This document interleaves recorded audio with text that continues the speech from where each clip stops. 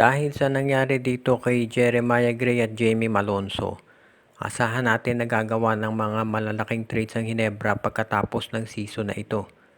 At unang-una kailangan natin tignan Hinebra, matanda na yung lineup nila.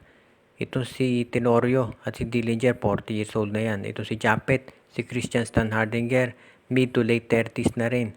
Yung iba nilang players na bata pa, injury prone naman o di kaya ay bangko.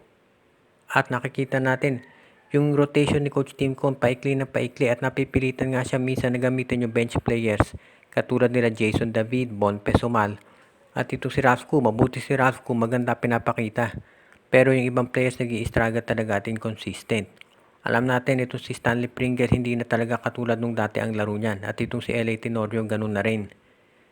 Ang masama pa, yung kanilang mga batang players na aasahan sana, itong si Scottie Thompson galing sa injury, at itong si Jeremiah Gray at Jamie Malonzo pareho pang na-injure.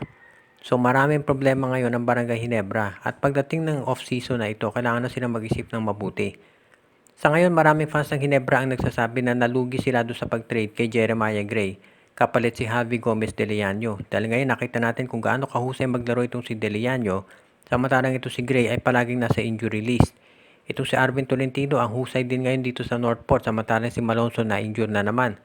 Maraming nakakapansin na rin na itong si Malonzo parang nagiging injury prone na rin. At itong latest injury niya, hindi natin alam kung gaano ito katagal bago makarecover.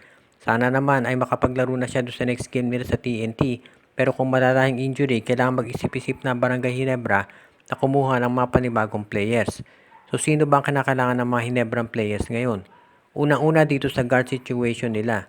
Matanda na si Tenorio at si Pringle. One of these days magre-retire na yan. At kinakailangan ng kapalit. Fortunately, mukhang may solusyon na sila at ang tinitignan natin dyan ay ito si Chris Newsome.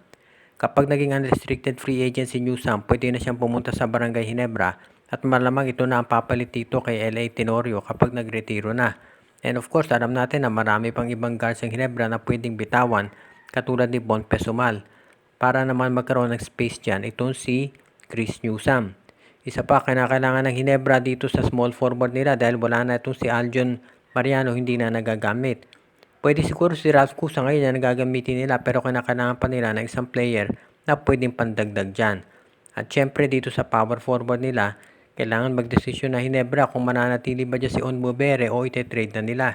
Maganda ang laro ni Onwubere kaya tumaas ang trade value nito, pero baka magdesisyon si Coach Tim Cone na panatalihin muna siya dyan sa lineup. So maraming desisyon ang kailangan gawin ng Barangay Hinebra dito sa off-season dahil kailangan na nila mukhang kailangan i-retool o i-revamp yung kanilang lineup para naman sila ay makasabay sa SMB at TNT.